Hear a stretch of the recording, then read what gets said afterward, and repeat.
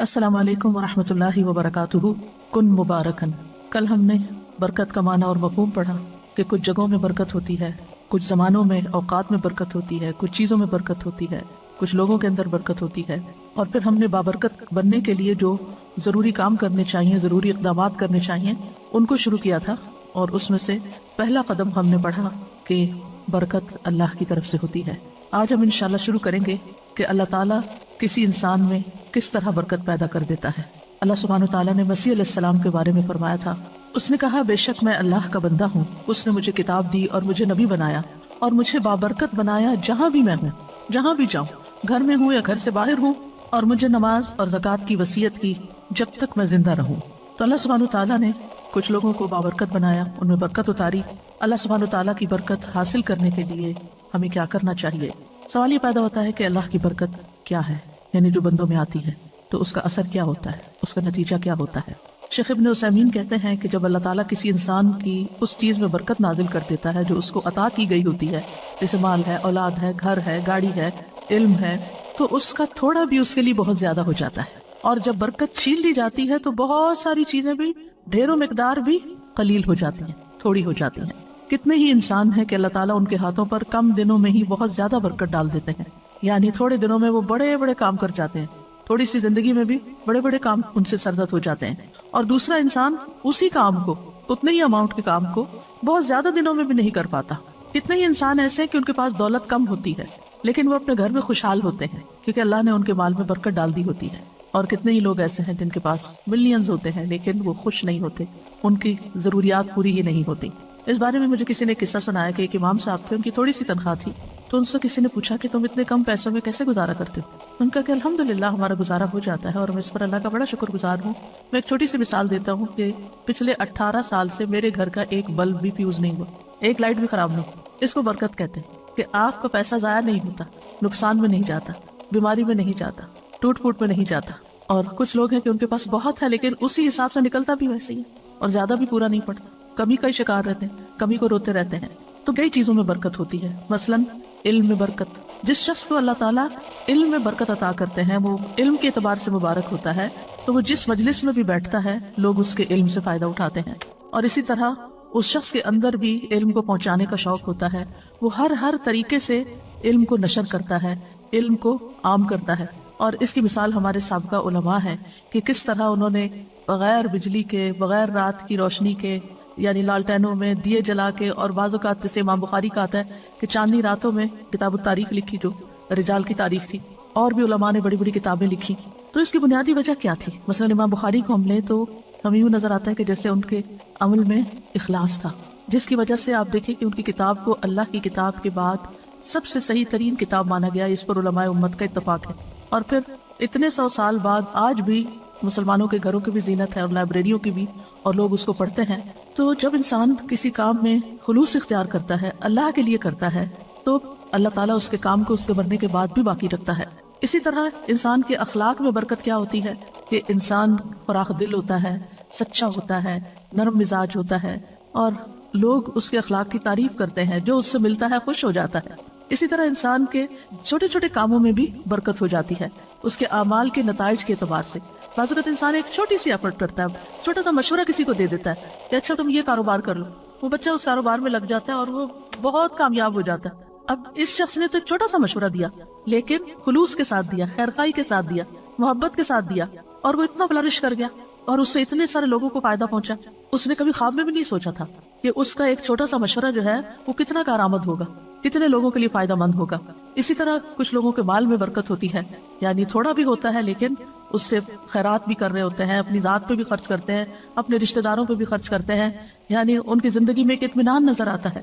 تو ہمیں اپنے مبارک بننے کے لیے اللہ تعالیٰ سے دعا کرنی چاہیے کہ اللہ سبحانہ وتعالیٰ ہمارے علم میں بھی برکت دے، کہ جو ہم نے سیکھا ہے وہ صرف ہماری ذات میں ہی آ کے ختم نہ ہو جائے، ہم اس پر عمل کریں، عمل کی مثال بنے، اس کو سکھانے والے بنے، اس کو آگے بڑھانے والے بنے۔ پھر اسی طرح اللہ تعالیٰ ہمارے اخلاق میں برکت دے، ہمارے اعمال میں برکت دے کہ کوئی بھی کام کریں، ہم چھوٹا کریں یا بڑا، اس سے زیادہ لوگوں کو فائدہ پہنچے۔ کیونکہ برکت کا معنی کیا ہوتا ہے؟ الزیادہ والنمو، یعنی اس چیز کا بڑھ جانا، نشو و نما پانا، کثرت میں ہو جانا۔ اور اسی طرح اللہ تعالیٰ مال میں بھی برکت دے، اولاد میں برکت دے، اور ہم جہاں بھی ہوں بابرکت بنے۔ بابرکت بننے کے لیے انسان کو توحید اختیار کرنی چاہیے، یعنی اللہ سبحانہ تعالیٰ سے خالص تعلق رکھنا چاہیے، اور اس کے لیے ہمیں اللہ سبحانہ تعالیٰ کے نام اور ان کی صفات جو ہیں صرف ان کو جاننا ہی نہیں چاہیے، ان کے ساتھ we should live with them. یعنی ہم جب اللہ تعالیٰ کے بارے میں سوچیں، اللہ تعالیٰ کے بارے میں گمان کریں، تو ہم اپنے مختلف کاموں کے ساتھ اللہ کی ان صفات کو یاد کریں. مثلا اگر ہم کھانا کھا رہے ہیں تو ہم کیا سوچیں کہ اللہ رازق ہے، اللہ نے یہ رزق مجھے دیا ہے. پھر اسی طرح اگر ہمیں کوئی مشکل ہو رہی ہے تو اس کے ناموں کے ساتھ ہم اس کو پکاریں، یا حیو یا قیوم برحمتک استغیث، اللہ کی رحمت کے ساتھ فریاد کریں. پھر اسی طرح زندگی کے جو مختلف کام ہیں ان کاموں کے ساتھ ہم اللہ تعالیٰ کی ان صفات کو ریلیٹ کرتے جائیں. تو انشاءاللہ اس طریقے سے آپ کا ایک پرسنل لیول پر اللہ سبحانہ تعالیٰ کے ساتھ ایک تعلق بن جائے گا. اس کو ایک چھوٹی سی مثال سے سمجھیں کہ جب آپ دنیا میں کسی انسان سے محبت کرتے ہیں، مثلا اپنے والدین سے، اور ان کی کچھ عادات آپ کے اندر آ جاتی ہیں، تو پھر آپ مینشن کرتے ہیں وہ میری والدہ بھی تھی نا، وہ بھی اسی طرح ہی لوگوں کو کھانا کھلاتی تھی، وہ یوں صدقہ خیرات کرتی تھی، میرے والد تھے نا تو وہ ایسا کرتے تھے. یعنی آپ کا ایک کنیکشن ہوتا ہے، جو کام آپ کر رہے ہوتے ہیں نا اس کو کنیکٹ کر لیتے ہیں اپنے پیاروں کے ساتھ. تو ذرا اس سے اور اوپر اٹھ جائیں، یعنی جو بھی آپ کام کر رہے ہو تو ساتھ ساتھ اللہ کو یاد کریں. ایک تو یہ کہ اللہ سبحانہ تعالیٰ کی ہستی کو یاد کرنا، محسوس کرنا، اور ایک یہ کہ اس کی صفات کے ساتھ، اس کے ناموں کے ساتھ. تو اس طرح آپ کی زندگی میں اور بھی زیادہ برکت ہوگی، اور جتنا جتنا آپ اللہ سبحانہ تعالیٰ کے لیے خالص ہوتے جائیں گے، اتنا اتنا آپ کے دل سے دنیا کے غم اور دنیا کی ہرس اور دنیا کی جو کمی کمزوری ہے، وہ آپ کو جو پریشان کرتی ہے، وہ آپ کے دل سے نکلتی چلی جائے گی. آپ رزق کے معاملے میں صرف اللہ پہ ڈیپینڈ کریں گے کہ اللہ رازق ہے، اور اس کے علاوہ لوگوں سے آپ کی ایکسپیکٹیشن نہیں رہے گی. اور جب لوگوں سے ایکسپیکٹیشن نہیں رہے گی تو پھر آپ کے اندر وہ لوگوں کی طرف سے اگر کوئی کمی بیشی ہوتی ہے تو کوئی غم اور دکھ بھی نہیں ہوگا، اور کسی چیز پر کوئی لالچ بھی نہیں ہوگا. یہاں اس کے پاس اتنا ہے نا، آپ کسی سے حسد کریں گے، کیونکہ آپ کو پتا ہے کہ اصل تو رازق اللہ، اصل تو سورس اس کے پاس ہے. مجھے لوگوں سے کیا لینا دینا کہ میں ان کا دیکھ کے جلوں، یا ان کے اوپر حسد کروں، یا ان سے ناراض ہوں کہ ان کے پاس اتنا ہے تو مجھے کیوں نہیں دیتے اور میرا خیال کیوں نہیں رکھتے. نہیں، مجھے تو دینے والا اللہ ہے. اور جب اللہ پر انسان ڈیپینڈ کرتا ہے تو پھر اس کے دل سے یہ فکر نکل جاتی، اور وہ دیکھتا ہے کہ چڑیوں پرندوں چیونٹیوں تک کو وہ رزق دیتا ہے، پتھر کے کیڑوں کو وہ رزق دیتا ہے، تو کیا وہ مجھے نہیں دے گا. اور اسی طرح دیگر صفات میں بھی، یعنی اس سے آپ کے دل سے حرص اور لالچ بھی نکل جائے گی، اور لوگوں کے ساتھ بدگمانی اور لوگوں کے ساتھ گلے شکوے اور لوگوں کی پھر غیبتیں اور یہ ساری چیزیں بھی آپ کے اندر سے نکل جائیں گی. پھر اسی طرح ایک اور چیز ہے بابرکت بننے کے لیے کہ اپنے رب کو راضی رکھیں، اس کی اطاعت کر کے اور اس کی نافرمانی کے کام چھوڑ کر. ابن القیم رحمۃ اللہ علیہ کہتے ہیں کہ برکت کا جامع راز یہ ہے کہ جو بابرکت شخص ہوتا ہے وہ وقت کی قیمت کو جانتا ہے، اور وہ یہ ہے کہ ہر لمحے اللہ کی رضا کا کام کرنا. یعنی جو بھی کوئی کام کر رہے ہیں اس کو اس طرح چیک کرتے جائیں کہ اس پر اللہ راضی ہے کہ نہیں، اور یہ اس کے وقت اور اس کی قیمت کا تقاضا ہے. یعنی میرے وقت کی قیمت کیا ہے کہ میں اس میں وہ کام کروں، چاہے میں دنیا کا کام کر رہی ہوں، چاہے میں دین کا کام کر رہی ہوں، چاہے میں عبادت کر رہی ہوں، کچھ بھی کر رہی ہوں، اس میں مقصود کسی انسان کی خوشی نہ ہو بلکہ اللہ کی خوشی ہو کہ میرا رب راضی ہو جائے گا. اور جب رب راضی ہو جائے گا تو آپ دیکھیں گے کہ بندے بھی آپ سے راضی ہو جائیں گے. اللہ تعالیٰ جس بندے سے راضی ہوتا ہے نا، اس کے لیے دنیا میں رضا اتار دیتا ہے، اور پھر بندے بھی اس سے راضی ہو جاتے ہیں. لیکن اگر اللہ راضی نہیں ہے تو پھر لوگوں کو آپ کتنا بھی راضی کرنے کی کوشش کریں، اللہ کو بھول کر چھوڑ کر، تو وہ راضی نہیں ہو سکتے. پھر اسی طرح یہ ہے کہ جب انسان اللہ کو راضی کرنے کے لیے کوشش کرتا ہے تو پھر وہ لوگوں کی تعریف کو منتظر نہیں رہتا کہ کون مجھے پوچھتا ہے، کون مجھے اپریشیٹ کرتا ہے، کون میرے لیے بڑی بڑی باتیں کرتا ہے. اور پھر انسان کو اس بات کی فکر لگ جاتی ہے کہ اللہ کی نگاہ میں میرا مقام کیا ہے اور میری وہاں بھی قبولیت ہے یا نہیں. اس کو اپنے اعمال میں قبولیت کی فکر ہو جاتی ہے، نہ کہ لوگوں کی تعریف کی، کیونکہ ساری دنیا بھی اگر اس کی تعریف کرنے لگے اور اگر اللہ تعالیٰ اس سے راضی نہیں تو ایسے شخص کی زندگی میں کوئی خوشی نہیں ہو سکتی. پھر اسی طرح جو مبارک انسان ہوتا ہے وہ ہر چیز کو اس نقطہ نظر سے دیکھتا ہے کہ اس کے ذریعے میں اللہ تک کیسے پہنچوں، اس کے ذریعے میں اللہ تک کیسے پہنچوں. مثلاً اگر وہ کسی کی خدمت کرتا ہے تو وہ یہ سوچ کے کرتا ہے، چاہے گھر والوں کے لیے کھانا پکاتے ہیں آپ، ان کے لیے کلیننگ کرتے ہیں، ان کے لیے سارے جو بھی گھر کے کام کاج ہیں ان کے اوپر احسان کرتے ہوئے نہ کریں، یہ سوچ کے کریں کہ اس سے میرا رب راضی ہوتا ہے اور اس سے آپ کی تھکاوٹ بھی ختم ہو جائے گی. یہ میں اپنے رب کی خوشی کے لیے کر رہی ہوں، میں صرف شوہر کی خوشی کے لیے نہیں کر رہی. شوہر تو خود ہی خوش ہو جائے گا اگر میرا رب خوش ہوا، رب راضی ہوگا تو یہ بھی ہو جائے گا. تو میری فکر ہونی چاہیے رب کو راضی کرنے کی. تو چاہے وہ گھر والے ہوں، چاہے وہ کام کاج ہو، چاہے وہ مال ہو، چاہے وہ علم ہو، ذہانت، ہر چیز کو، جیسے ایک بزنس مین ہوتا ہے نا تو وہ ہر چیز میں دیکھتا ہے کہ اس چیز سے کیسے بزنس کیا جا سکتا ہے اور اس چیز سے کہاں سے پروفٹ کمایا جا سکتا ہے. تو جو ایک مومن بندہ ہوتا ہے وہ ہر وقت یہ سوچتا ہے اس چیز سے میں اپنی آخرت کیسے کما سکتا ہوں، اس لمحے اس وقت میں کون سا کام کروں کہ جس سے میرا رب راضی ہو جائے گا. اب مثال کے طور پہ کبھی آپ کے حصے میں ایسا کام ہوتا ہے، مثلا دعوت کر لیا آپ نے اور گھر میں لوگوں کو بلا لیا اور آپ کے اوپر سارا کام آ گیا، چاہے آپ کیٹرنگ کرا رہے ہیں، چاہے آپ کچھ بھی کر رہے ہیں، لیکن صرف گھر کی سیٹنگ اور لوگوں کو ویلکم کرنا اور پوچھنا، اور چاہے آپ ڈسپوزیبل یوز کر رہے ہیں لیکن پھر بھی آپ تک ٹوٹ جاتے ہیں. اگر یہ سب کچھ اللہ کی رضا کے لیے تھا تو اس کے بعد آپ کو ایسا سرور اور ایسی خوشی نصیب ہوگی. اور اگر لوگوں کی تعریف کے لیے تھا تو آپ کے دماغ میں شیطان یہ خیال ڈالے گا وہ تو شکریہ بھی نہیں بول کے گیا، اس نے تو ایسا میرے ساتھ رویہ کیا اور وہ تو یہ کر رہا تھا، اور وہ جانے کے بعد آپ اور زیادہ ٹوٹیں گے کیونکہ جس مقصد کے لیے آپ نے وہ دعوت کی تھی وہ تو پورا ہی کوئی نہ ہوا. لیکن اگر اللہ کو راضی کرنے کے لیے کہ لوگوں کو کھانا کھلانا ثواب کا کام ہے، لوگوں کو اکٹھا کرنا، ملانا، آپس میں بٹھانا، ان کو ویلکم کرنا، تو آپ دیکھیں گے کہ یہی چیز آپ کے لیے برکتوں کا باعث بن جائے گی اور آپ کے لیے خوشی کا باعث بنے. یعنی گویا دوسرے لفظوں میں قل ان صلاتی و نسکی و محیای و مماتی للہ رب العالمین، یہ بابرکت انسان کا قول ہوتا ہے کہ وہ اللہ کے لیے جیتا اور مرتا ہے اور اپنی ساری ذمہ داریاں صرف اللہ کی رضا کی خاطر پوری کرتا ہے، کہ بحیثیت بیوی کے، بحیثیت بیٹی کے، بحیثیت ماں کے، بحیثیت ایک ہمسائی کے، بحیثیت ایک طالب علم کے، بحیثیت ایک ٹیچر کے، میری رسپانسبلٹیز کیا ہیں اور میں ان کو کیوں ادا کروں. اور اگر وہ اللہ کے لیے کرتا ہے، اللہ کو راضی کرنے کے لیے وہ رسپانسبلٹیز پوری کر رہا ہے، تو اللہ سبحانہ و تعالیٰ اس سے جب راضی ہوگا تو اس کے سارے کام درست کر دے گا، اس کی زندگی وقت ہر چیز میں برکت ڈال دے گا. تو مبارک انسان بننے کے لیے کہ جس پہ رب کی برکتیں نازل ہوں، کیا کریں؟ اپنی عادت کے، معمول کے، روٹین کے، ذمہ داریوں کے سارے کام رب کی رضا کے لیے کریں. ایک رب کے لیے ایک ہو جائیں، یعنی ادھر ادھر نہیں، ایک راستہ اختیار کریں اور وہ رب کی رضا کا. تو انشاءاللہ آپ ایک بابرکت انسان بن جائیں گے. پھر بابرکت انسان جو ہوتا ہے وہ اپنے دل کے اوپر کبھی بھروسہ نہیں کرتا، کیونکہ دل الٹ پلٹ ہونے والی چیز ہے. وہ اگر ایمان کی لذت کسی وقت محسوس کر رہا ہے تو اس کو ڈر لگتا ہے کہ کہیں یہ حلاوت مجھ سے چھن نہ جائے، کہیں ایمان کی یہ کیفیت میرے سے دور نہ ہو جائے. وہ اپنے دل کی نگرانی کرتا ہے، وہ اپنا محاسبہ کرتا ہے کہ مجھے اپنا ایمان ہر صورت برقرار رکھنا ہے، کیونکہ قرآن مجید میں آتا ہے نا سورۃ الحجرات میں، حبب الیکم الایمان وزینہ فی قلوبکم، اس نے ایمان کو تمہارے دلوں میں محبوب بنا دیا اور اس کو سجا دیا. تو وہ اس خوشی کو جو اندر محسوس کرتا ہے ایمان کی، وہ اس کو کسی قیمت پر کھونا نہیں چاہتا اور دل کے پلٹنے سے خوف کھاتا ہے، اور اسی لیے دعا کرتا ہے ربنا لا تزغ قلوبنا بعد اذ ہدیتنا وہب لنا من لدنک رحمہ انک انت الوہاب، اور یا مقلب القلوب ثبت قلبی علی دینک. پھر اسی طرح اگلی بات یہ ہے کہ بابرکت بننے کے لیے وہ بابرکت لوگوں جیسے کام کرتا ہے. یہ موٹی موٹی نکات اگر آپ نوٹ کر لیں گے نا اپنے پاس تو انشاءاللہ کبھی ریویژن میں آپ کو یہ چیزیں یاد آئیں گی تو پھر دوبارہ سے انسان ان چیزوں کو کرنے لگتا ہے. یعنی بابرکت بننے کے لیے بابرکت لوگوں جیسے اعمال، جیسے ہم نے دیکھا کہ انبیاء میں اللہ تعالیٰ نے برکت رکھی، نبی صلی اللہ علیہ وسلم میں برکت رکھی، اور اسی طرح آپ کے جو ساتھی تھے صحابہ کرام ان کے اندر اللہ سبحانہ وتعالیٰ نے برکت رکھی. تو وہ کیا کام کرتے تھے؟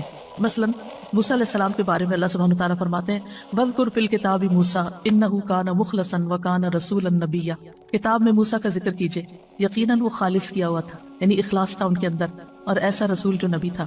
تفسیر سعدی میں ہے موسیٰ علیہ السلام اپنے تمام اعمال، اقوال اور نیت میں اللہ تعالیٰ کے لیے مخلص تھے. وہ بابرکت تھے نا، تو ان جیسا کام کیا کرنا ہے کہ اپنے قول، فعل، نیت میں خالص ہونا ہے، کیونکہ اعمال کی قبولیت کی شرط ہی کیا ہے؟ انما الاعمال بالنیات. پھر اسی طرح یہ ہے کہ بابرکت انسان لوگوں سے تعریف نہیں چاہتا اور اس کو کام کر کے فخر نہیں ہوتا، بلکہ اس کی قبولیت کی دعا کرتا ہے. جیسے ابراہیم علیہ السلام نے اور اسماعیل علیہ السلام نے کعبہ تعمیر کیا، اللہ کا گھر، اور اس کے بعد کیا دعا کی؟ وَإِذْ يَرْفَعُ إِبْرَاهِيمُ الْقَوَاعِدَ مِنَ الْبَيْتِ وَإِسْمَاعِيلُ رَبَّنَا تَقَبَّلْ مِنَّا إِنَّكَ أَنْتَ السَّمِيعُ الْعَلِيمُ. پھر بابرکت شخص کے نزدیک لوگوں کے شکریہ کی کوئی قیمت نہیں ہوتی کہ کوئی شکریہ ادا کرے، نہ اسے انتظار ہوتا ہے، اور اگر کوئی کرے یا نہ کرے اس کے لیے برابر ہوتا ہے. یعنی کسی نے کیا تب بھی ٹھیک ہے اور اگر نہیں کیا تب بھی ٹھیک ہے، کوئی بات نہیں، ہم نے تو اللہ تعالیٰ کے لیے کیا تھا. جیسے سورۃ الانسان میں آتا ہے وَيُطْعِمُونَ الطَّعَامَ عَلَى حُبِّهِ مِسْكِينًا وَيَتِيمًا وَأَسِيرًا إِنَّمَا نُطْعِمُكُمْ لِوَجْهِ اللَّهِ لَا نُرِيدُ مِنكُمْ جَزَاءً وَلَا شُكُورًا. وہ کھانا کھلاتے ہیں اس کی محبت میں، اللہ کی محبت میں، مسکین، یتیم، قیدی کو، اور کہتے ہیں ہم تو صرف اللہ کے چہرے کی خاطر تمہیں کھلا رہے ہیں، نہ تم سے کوئی بدلہ چاہتا ہے نہ شکریہ چاہتے. مسکین کیا بدلہ دے سکتا ہے؟ مسکین تو بدلہ نہیں دے سکتا، لیکن وہ شکریہ ادا کرتا ہے. اس کو یہ فکر ہوتی ہے کہ اگر میں نے شکریہ ادا نہ کیا تو یہ دوبارہ نہیں آئے گا، تو وہ شکریہ ادا کرتا ہے. تو وہ کہتے ہیں نہیں، ہمیں شکریہ بھی نہیں چاہیے. اسی طرح بابرکت انسان جو ہے نا، اس کو لوگوں کے تانوں کی بھی پرواہ نہیں ہوتی، وہ اپنا کام جاری رکھتا ہے، کوئی خوش ہو، کوئی ناراض ہو، کوئی ٹانٹ کرے، کوئی تنقید کرے، کرٹیسائز کرے، کچھ بھی کرے، ملامت کرنے والے کی ملامت سے نہیں ڈرتا، نیک کام کرتے ہوئے اچھا کام کرتے. کیونکہ جو لوگ ملامت سے ڈرتے ہیں وہ کبھی آگے نہیں بڑھ سکتے. آپ نے ایک اچھا کام کیا، لوگوں نے باتیں بنائی، اب آپ پیچھے بیٹھ گئے وہیں ٹھس ہو گئے کہ لوگ خوشی نہیں ہے میں جو بھی کرتا ہوں تو آپ کام ہی چھوڑ دیتے. نہیں, آپ نے اگر اللہ کی خاطر ایک اچھا کام شروع کیا تھا تو دنیا ادھر سے ادھر ہو جائے آپ اس کو نہیں چھوڑیں گے, آپ اس کو کرتے رہیں گے. کیونکہ قرآن مجید میں اللہ سبحانہ وتعالیٰ نے ایمان والوں کی کیا صفت بیان کی ہے, وَلَا يَخَافُونَ لَوْمَةَ لَائِمٍ, کہ وہ ملامت کرنے والوں کی ملامت سے نہیں ڈرتے. ذَلِكَ فَضْلُ اللَّهِ يُؤْتِيهِ مَن يَشَاءُ, یہ اللہ کا فضل ہے جس کو چاہتا ہے عطا کرتا ہے. وَاللَّهُ وَاسِعٌ عَلِيمٌ, اور اللہ وسعت والا سب کچھ جاننے والا ہے. بابرکت انسان نیک اعمال کو اللہ کی توفیق سمجھتا ہے, اللہ کی توفیق سمجھتا ہے کہ یہ اللہ نے مجھے کرنے کا موقع دیا ہے, اور اس پر وہ خوش ہوتا ہے. وہ یہ نہیں کہتا کہ یہ میری طاقت ہے, میری ذہانت ہے, میری لیاقت ہے, میری قابلیت ہے. نہیں, یہ تو میرے رب کی عنایت ہے کہ اس نے مجھے ہمت دی. میں بیمار بھی ہو سکتا تھا, میں اپاہج بھی ہو سکتا تھا, میں کسی اور کام میں مصروف ہو سکتا تھا. آپ دیکھیں کہ بعض اوقات لوگ اچھے اچھے کام کرنا چاہتے ہیں لیکن ان کے اندر ہمت ہی نہیں ہوتی, بیماری کی وجہ سے یا غم کی وجہ سے یا ڈپریشن کی وجہ سے یا وسائل نہ ہونے کی وجہ سے. اگر اللہ نے آپ کو گاڑی دی ہے, چلانے کی توفیق بھی دی ہے, اور اس پر بیٹھ کے آپ جاتے ہیں, اچھے اچھے کام کرتے ہیں, تو یہ اللہ نے آپ کو دیا ہے, اور اس پر اللہ سے راضی ہونا اور اس پر خوش ہونا اور شکر کرنا کہ اللہ تو نے موقع دے دیا کہ میں کسی کے جنازے پہ پہنچ گیا, میں کسی بیمار کی خدمت کے لیے پہنچ گیا, میں کسی کام میں والنٹیئر کرنے کے لیے پہنچ گیا. تو وہ نہ کسی پہ احسان جتاتے, نہ تعریف چاہتے, نہ شکریہ چاہتے ہیں, بلکہ اور شکر گزار ہوتے ہیں کہ میرے رب نے مجھے یہ توفیق عطا کی ہے. اور اسی طرح جیسے کہ ہم دیکھتے ہیں سورۃ ہود میں آتا ہے نا کہ پیغمبر نے کہا کہ میں ان اريد الا الاصلاح ما استطعت, کہ میں تو اصلاح ہی کرنا چاہتا ہوں جتنی میری ہمت ہے. وما توفیقی الا باللہ, مجھے اس کام کی صرف توفیق اللہ ہی دیتا ہے. علیہ توکلت و الیہ انیب, اسی پر میرا بھروسہ ہے اور اسی کی طرف میں رجوع کرتا ہوں. اسی لیے جو مبارک انسان ہوتا ہے اس کے منہ پر لا حول ولا قوت الا باللہ ہوتا ہے کہ یہ ساری توفیق اللہ ہی نے مجھے دی ہے. نہ کسی چیز کو پھیرنے کی قوت ہے اور نہ ہی کسی کام کے کرنے کی قوت ہے. لا حول ولا قوت الا باللہ. اور پھر آپ دیکھیں کہ جب اذان کے حی علی الصلاۃ اور حی علی الفلاح کے جواب میں ہم کہتے ہیں لا حول ولا قوت الا باللہ, تو اس کا کیا مطلب ہوتا ہے کہ اللہ ہی کی دی ہوئی توفیق سے ہم نماز کی طرف بڑھ سکتے ہیں, اللہ کی دی ہوئی توفیق سے ہی ہم کامیابی کی طرف بڑھ سکتے ہیں. پانچویں چیز یہ ہے کہ مبارک شخص لوگوں کو خیر پہنچاتا رہتا ہے, لوگوں کو بھی بابرکت بناتا ہے. یعنی وہ صرف اپنے لیے برکتیں نہیں سمیٹتا بلکہ دوسروں کی ہیلپ کرتا ہے کہ وہ بھی مبارک بن جائیں, اور اس کے لیے وہ لوگوں کو خیر کی تعلیم دیتا ہے. ابن القیم رحمہ اللہ کہتے ہیں کہ آدمی کی برکت یہ ہے کہ وہ جہاں بھی ہو خیر کی تعلیم دے, جس کے ساتھ بھی گل مل کر رہے اس کے ساتھ خیر خواہی کرے, جہاں بھی ہو جس کے ساتھ بھی ہو اس کو خیر کے کام میں لگا دے, اس کو کوئی اچھا مشورہ دے دے, اس کو کسی راہ لگا دے, کوئی اچھی چیز بتا دے, کیونکہ ایسے شخص کے لیے ساری مخلوق دعائیں کرتی ہے. رسول اللہ صلی اللہ علیہ وسلم نے فرمایا اللہ اور اس کے فرشتے اور آسمان اور زمین والے یہاں تک کہ چیونٹیاں اپنے سوراخ میں اور مچھلیاں اس شخص کے لیے جو نیکی اور بھلائی کی تعلیم دیتا ہے خیر و برکت کی دعائیں کرتی, خیر و برکت کی دعائیں کرتی. لا یصلون علی معلم الناس الخیر, اس سے بڑھ کر اور کیا چاہیے. تو یاد رکھیے برکت کے لیے ضروری نہیں ہوتا کہ کام کوانٹٹی میں بہت زیادہ ہو, یہ بھی کر لوں, وہ بھی کر لوں, وہ بھی کر لوں, وہ بھی کر لوں, اور کسی چیز کو بھی کوالٹی کے ساتھ, یہ نہیں ہوتا. برکت میں چھوٹا سا کام بھی جو آپ نے اخلاص کے ساتھ کیا ہے, اچھے طریقے سے کیا ہے, خوبصورتی کے ساتھ کیا ہے, اس کا کہیں زیادہ نتیجہ بڑا نکل سکتا ہے بنسبت اس کے کہ بہت سارے کام کر کے تمہاری امی کہتی تھی چگل کے رکھ دیے. پتہ نہیں آپ نے لفظ کبھی سنا کہ نہیں, ارے چگل کے رکھ دیے مطلب یہ ہے کہ کوئی اس میں کوالٹی نہیں ہے اور کوئی خوبصورتی نہیں اس کے اندر. تو اس لیے جب یہ بات ہوتی ہے نا کہ خیر کی بات بتانے والے کے لیے مچھلیاں دعائیں کرتی ہیں اور ساری چیونٹیاں اور یہ سب دعائیں کرنے لگتے ہیں, اور اگر یہ ساری مخلوق دعائیں کرنے لگے تو پھر ہم کتنے خوش قسمت ہو جائیں. تو آپ اپنے بچوں کے ساتھ کچھ شیئر کر سکتے ہیں, اپنے دوستوں کے ساتھ کچھ شیئر کر سکتے ہیں. مثلاً آپ کو ایک لیکچر آج سنا ہے, اس میں سے صرف ایک بات آپ کو یاد رہے گی, اونلی ون.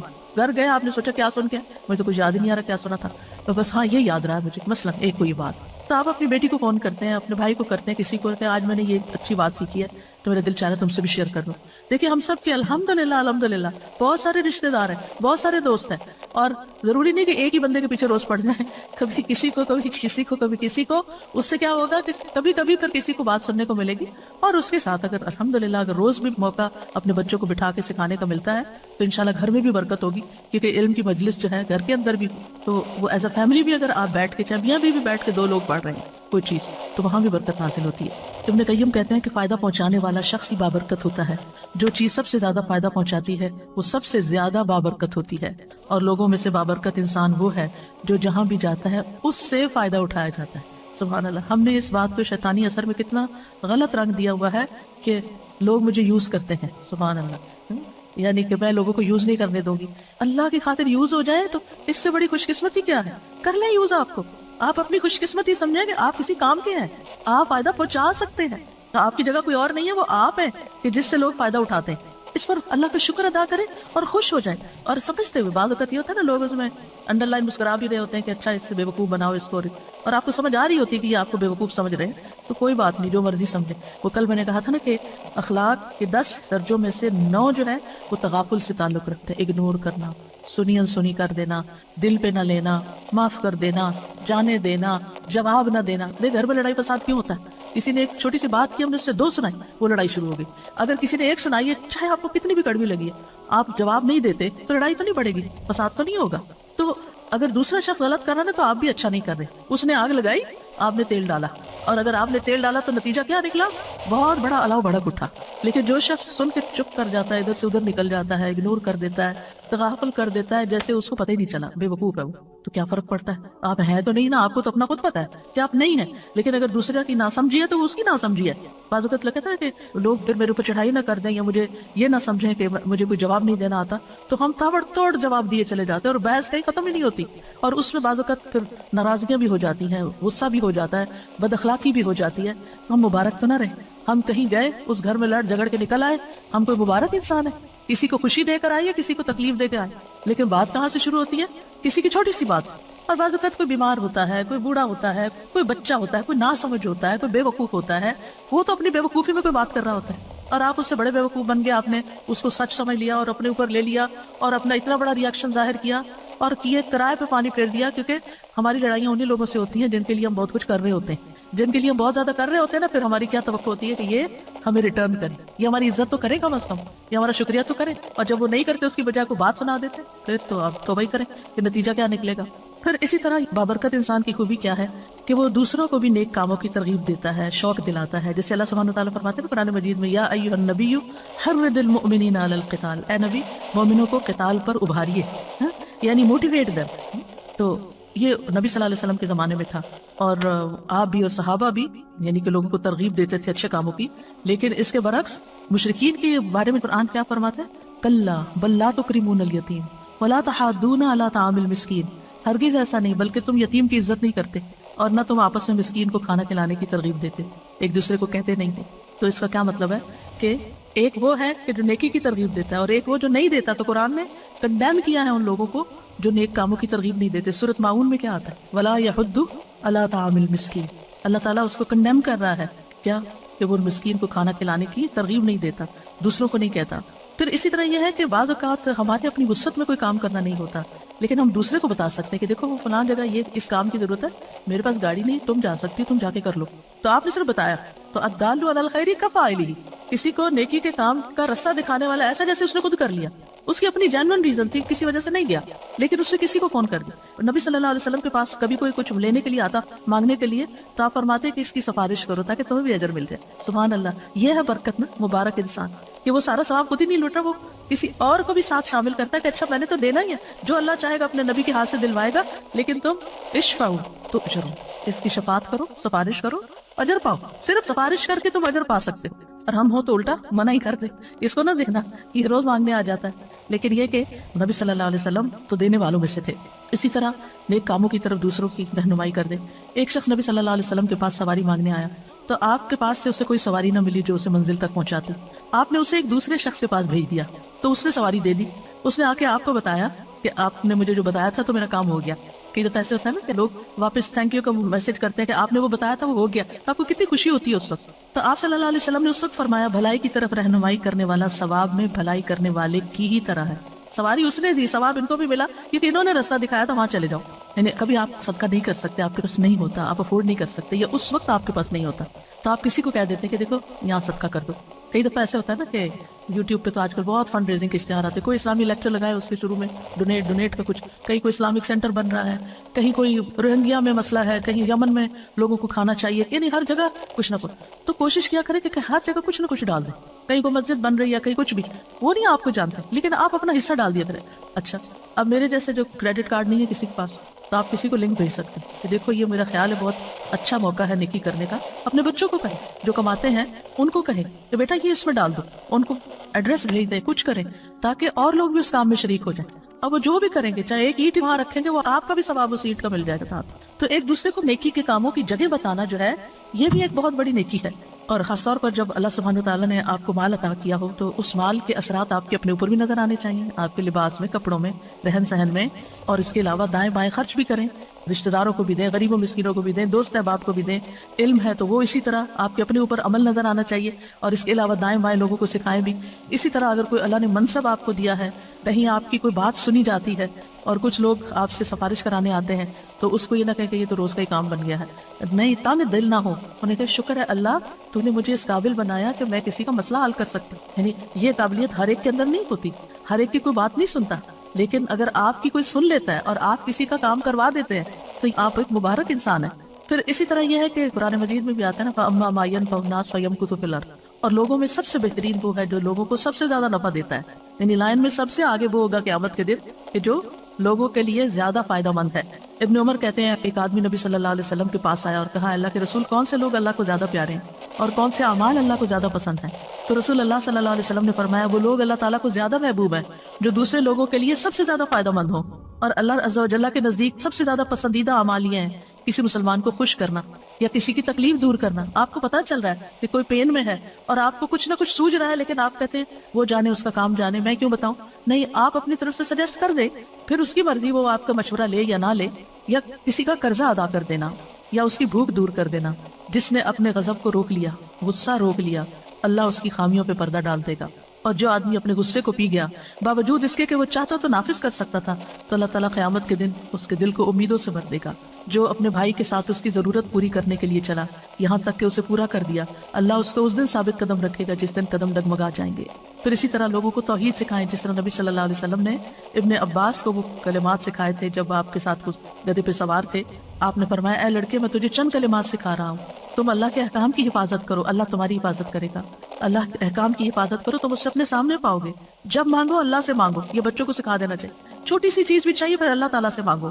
جب مدد چاہو اللہ سے مدد چاہو. جان رکھو ساری دنیا مل کے تمہیں کوئی فائدہ دینا چاہے نہیں دے سکتے مگر وہ جو اللہ نے تمہارے لیے لکھ دیا، اور سب مل کے نقصان دینا چاہے نہیں دے سکتے مگر وہ جو اللہ نے تمہارے لیے لکھ دیا.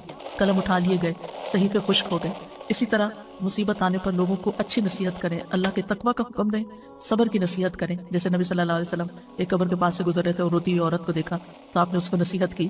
اور پھر اسی طرح یہ ہے کہ غم میں، ڈپریشن میں، اداسی میں، دکھ میں دوسروں کو امید دلائیں کہ یہ دن گزر جائیں گے، حالات اچھے ہو جائیں گے، سب ٹھیک ہو جائے گا. اور پھر اس کو مصیبت پر صبر کا اجر بھی بتائیں کہ کتنا بڑا اجر اور ثواب ہے تمہارے لیے جو اللہ نے تمہیں اس امتحان میں ڈالا ہے، تم اللہ سے راضی رہو. پھر اسی طرح یہ ہے کہ بابرکت لوگوں کا ساتھی بنے. ایک اور قدم کیا ہے؟ بابرکت لوگوں کا ساتھی بنے. اب آپ کہیں میں تو کوئی سمجھ نہیں آتی، یہاں تو کوئی دنیا میں بابرکت ہمیں مل نہیں رہا، لیکن الحمدللہ ہمارے سلف صالحین میں بہت لوگ بابرکت ہیں. ان کی سیرت پڑھیں، ان کی بکس پڑھیں، جو کام انہوں نے کیے. آپ یقین کریں کہ آپ کا دل اتنا بڑا ہو جائے گا، آپ حیران ہو جائیں کہ میں کن باتوں میں الجھی ہوئی، میں کن باتوں پہ رو رہی ہوں، اتنی پیٹی چیزوں کے اوپر پریشان اور لڑائی ڈال کے رکھی ہوئی ہے، یہ تو کوئی بات ہی نہیں ہے. آج مجھے کسی نے آرٹیکل بھیجا امام ابن تیمیہ کے بارے میں کہ کتنی دفعہ وہ جیل میں گئے تھے. 7 دفعہ جیل میں گئے تھے. امام ابن تیمیہ کا فتاویٰ آپ نے دیکھو تو 35 والیوم میں، اور اس کے علاوہ بھی کئی کتابیں. اتنا علمی کام کیا اور لوگ ان کے پیچھے پڑے رہتے. یعنی جو لوگ بڑے کام کرتے ہیں ان کے حاصل بھی بہت ہوتے ہیں، تو ہر تھوڑی دیر کے بعد جا کے حاکم کے پاس شکایت کرتے ان کو جیل بھجوا دیتے تھے. اور جب وہ وہاں جاتے وہاں وہ اور کتابیں لکھ لیتے تھے. اور آپ کو معلوم ہے لاسٹ ٹائم جو وہ جیل میں گئے تھے کتنی دفعہ قرآن پڑھا تھا؟ 80 بار قرآن پڑھا تھا. ہم نے ساری زندگی میں 80 بار نہ پڑھا ہوگا. اس طرح وقت کو استعمال کیا. آپ دیکھیے کہ جب انسان ایسے لوگوں کے حالات پڑھتا ہے کہ 7 دفعہ جیل میں گئے، تو پھر آپ کو اپنی پریشانی کیا لگتی ہیں؟ بہت چھوٹی لگتی ہے نا. یعنی انسان کے اوپر کبھی کبھی ایسا ہوتا ہے نا کہ حالات تنگ ہونے لگتے ہیں، کوئی ادھر کی پریشانی ادھر کی ٹو مچ پر. اس وقت کیا کرنا چاہیے؟ ایسی کتابیں پڑھنی چاہیے جس سے پتہ چلے کہ آپ سے پہلے جو بابرکت لوگ تھے، کیونکہ بابرکت اس لیے کہتے ہیں کہ ان سے خیر بہت پھیلی، لوگوں کو فائدہ بہت پہنچا، اس لیے بابرکت کہتے ہیں. تو ان کی زندگیوں میں کتنی پریشانیاں آئیں اور انہوں نے کس طرح ان کو جھیلا، اور انہوں نے ان کو کچھ نہیں سمجھا اور وہ آگے نکل گئے.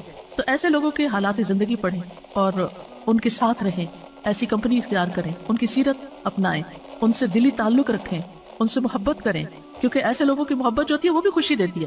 کیونکہ نیک لوگوں سے محبت عرش کے سائے تلے جگہ دے گی، نور کے ممبروں پہ ہوں گے ایسے لوگ. ایمان کے کامل ہونے کی دلیل ہے. اور حدیث قدسی میں آتا ہے جو لوگ میری رضا کی خاطر آپس میں محبت کرتے ہیں ان کے لیے میری محبت واجب ہو جاتی. وجبت